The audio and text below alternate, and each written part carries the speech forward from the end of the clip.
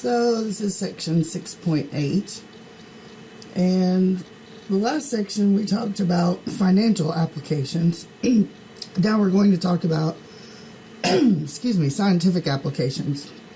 So we can have exponential growth like in bacteria, or we can have exponential decay, which is what happens with like radioactive materials and half-lives. So a model that gives the number n of cells in a culture after time t has passed is n of t equals n sub 0 e to the k t, where k is greater than 0, n is the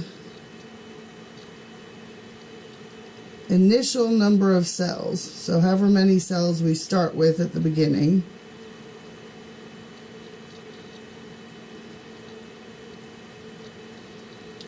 and k is a positive constant that we call the growth rate.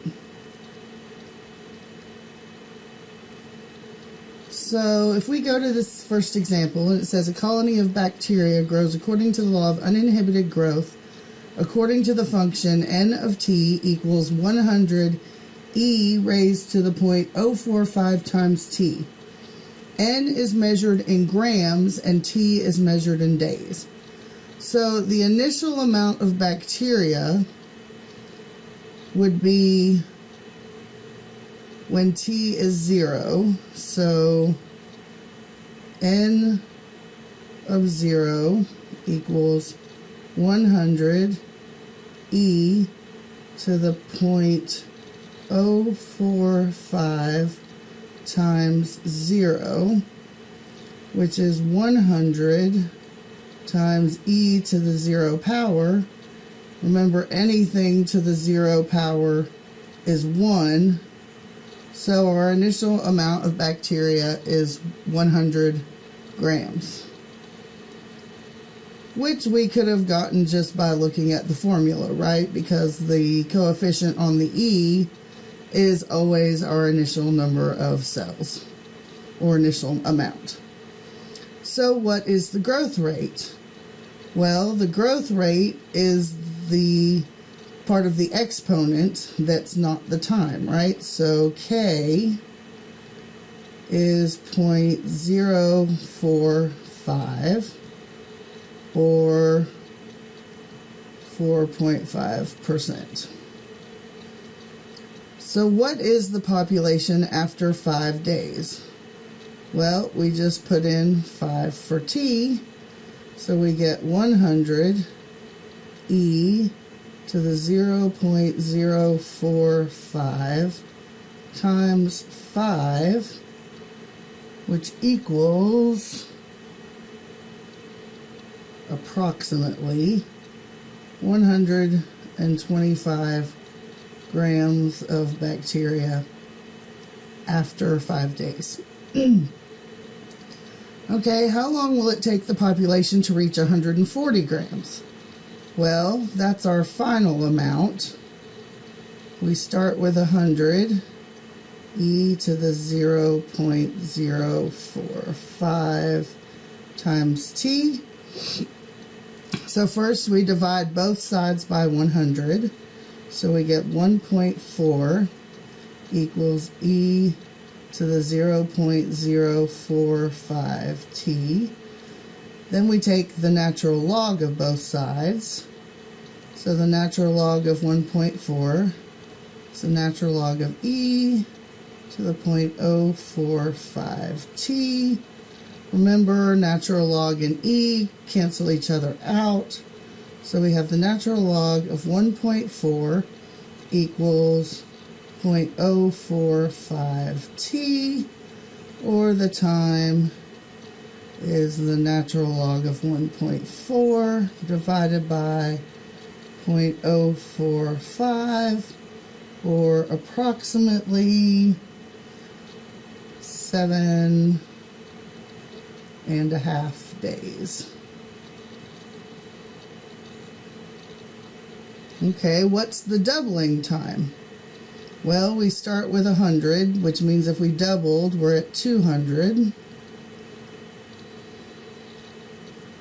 So we have 200 equals 100 e to the 0.045 t. Divide both sides by 100 to the 0.0. Then take the natural log of both sides.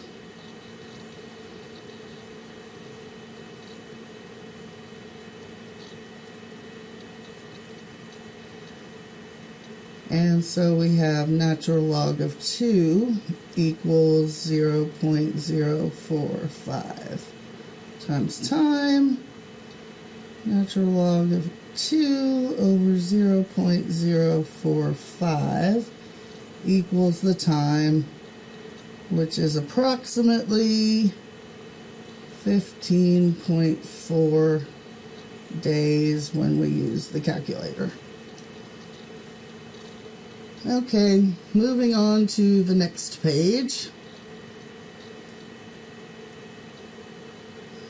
Okay, we have a population of mice, and they increase according to the law of uninhibited growth, which is what we've been doing. So we have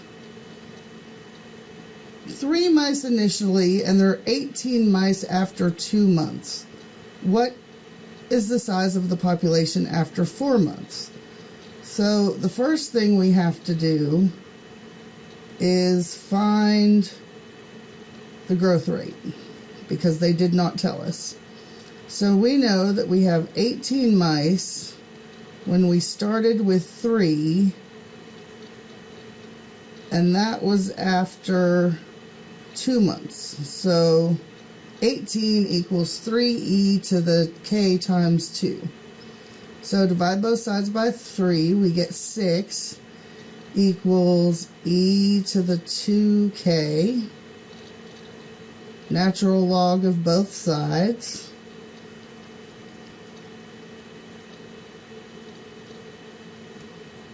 So the natural log of 6 equals 2k.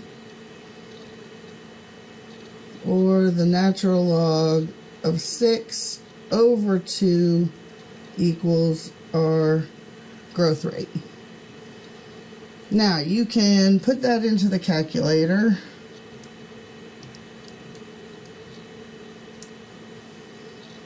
And we get approximately 0.8959. Okay, so after 4 months, what do we have? Well, the population after 4 months, this is step 2, which is answer the question, is the 3 mice we started with, E, our K was 0.8959 approximately, times 4 months this time. And after we plug into the calculator,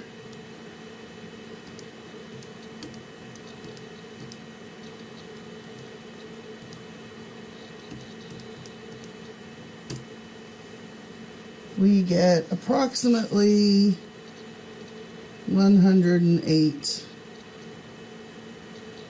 months.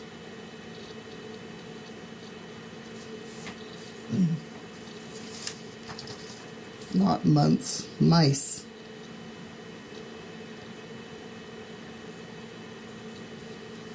Sorry guys, 108 mice. Okay, how long will it be until there are 90,000 mice? Well, that means that we have 90,000 when we're done. We started with 3.8959t. So divide both sides by 3, we get 30,000 equals e to the 0.8959t. Take the natural log of both sides.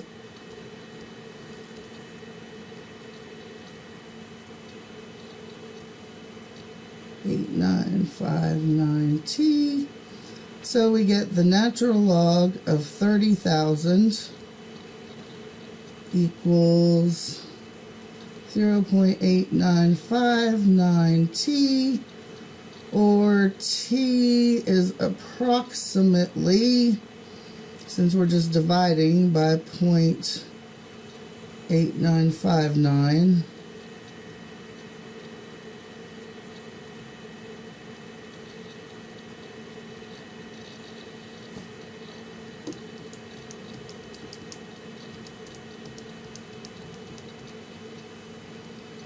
approximately 11.5 months.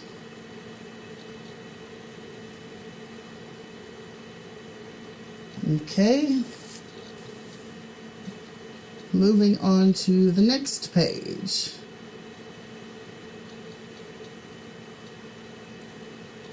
Okay, now we need to talk about radioactive decay. So the amount of radioactive material present at time t is given by the amount at time t is a sub 0 e to the k t, where k is less than 0.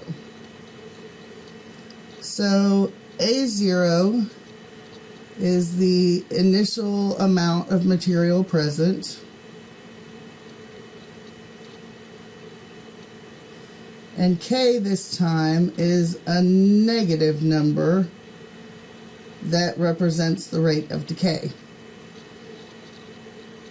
Okay, so let's look at the example. I guess before I do that, we should talk about half-lives. So a half-life is the amount of time required for half of a radioactive substance to decay. So if something has a half-life of 50 years, 50 years after we start, half of it will be present. So if we started with 100 grams, after 50 years, we will only have 50 grams. So in example 3, iodine-131 is a radioactive material that decays according to the function A of T equals A0 e to the negative 0.087 T. A sub 0 is the initial amount present. A is the amount present at time in days. So assume that we initially had a sample of 200 grams. What is the decay rate? Well, for the decay rate, we just have to look at the function they gave us. That's our K, which we know is negative 0.087. So, if we start with 200 grams, how much is left after 5 days? Well, A of 5 equals the 200 grams we start with times E to the negative 0.087 times 5, which is approximately 129.5 grams left after 5 days. Okay, now they want to know when we'll have 100 grams left. So that means our final amount is 100. And we have 200 e to the negative 0.087 times t. So divide by 200, we get 1/2 or 0.5 on the left-hand side. And e to the negative 0.087 t on the right-hand side. Take the natural log of both sides. Natural log of e to the negative 0.087 t. So natural log of 0.5 equals negative 0.087t. So the natural log of 0.5 divide by negative 0.087 equals t, or t is approximately 8 days.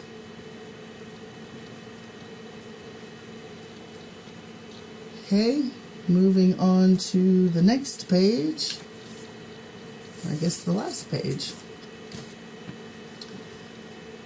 Okay, so I don't know if you guys pay attention to archaeology, but that carbon-14 dating stuff they do, it tells us how old things are, or at least how long they've been dead. So every living thing has two kinds of carbon, carbon-12 and carbon-14. When you die, the amount of carbon-12 you have stays constant, but the carbon-14 decays because it's radioactive. So carbon-14's half-life is 5,730 years. And so that helps us know how long it's been since something has died. So, for example, traces of burned wood along with ancient stone tools in an archaeological dig in Chile were found to contain approximately 1.67% of the original amount of carbon-14. If the half-life is 5,730 years, approximately when was the tree cut and burned? So we know that we have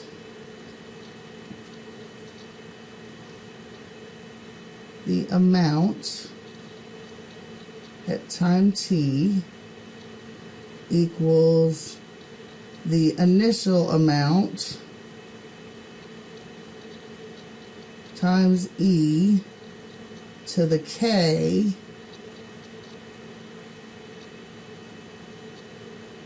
t.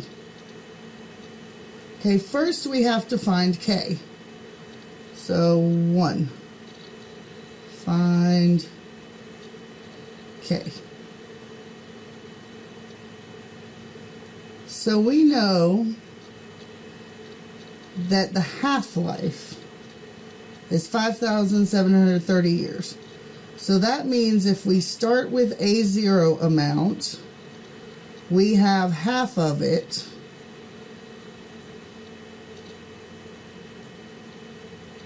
after 5,730 years. And so this will help us find our decay rate. So if we divide both sides by a 0, we get 0.5 equals e to the 5,730 times k, natural log of both sides.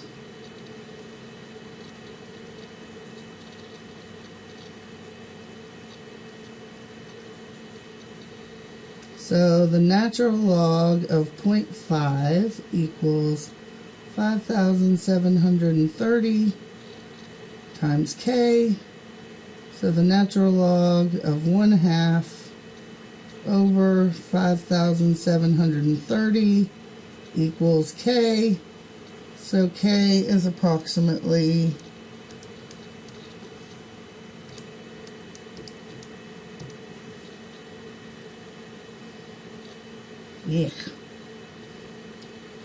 negative 1.2097 scientific notation, which is negative 0.123121. Let's just round it to that. So if 1.6% of the original amount is left, that means we have 0.0167 of the original amount, A0, equals A0 e to the negative 0.00121 times time. Divide both sides by A0. Equals e to the negative 1, 2, 3, 1, 2, 1. Okay, take the natural log of both sides.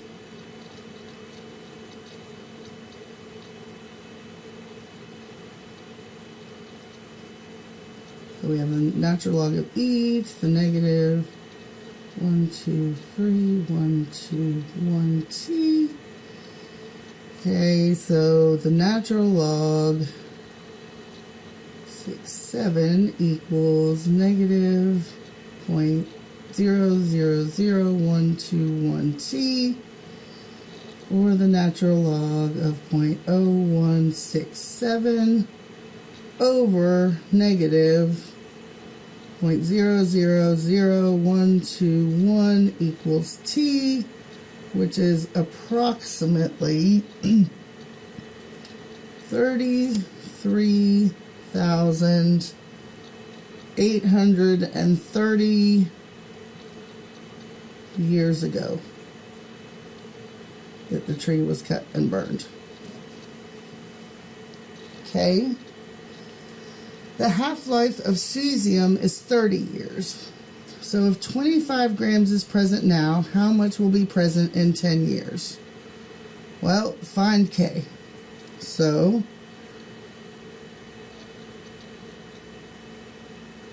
0.5 of A0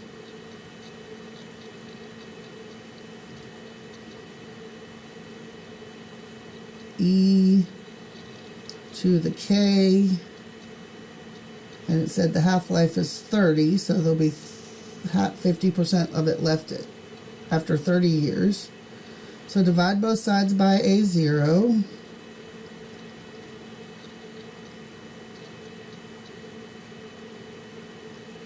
We have e to the 30k. Take the natural log of both sides.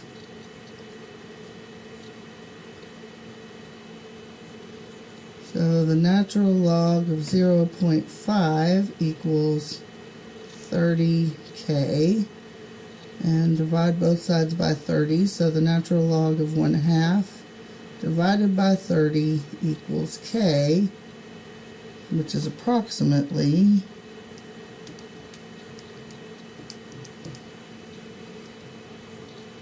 negative 0.0231. So if we have 25 grams present now, how much will be left in 10 years? So A of 10 equals 25 e to the negative 0.0231 times 10, which is approximately 19.8 grams.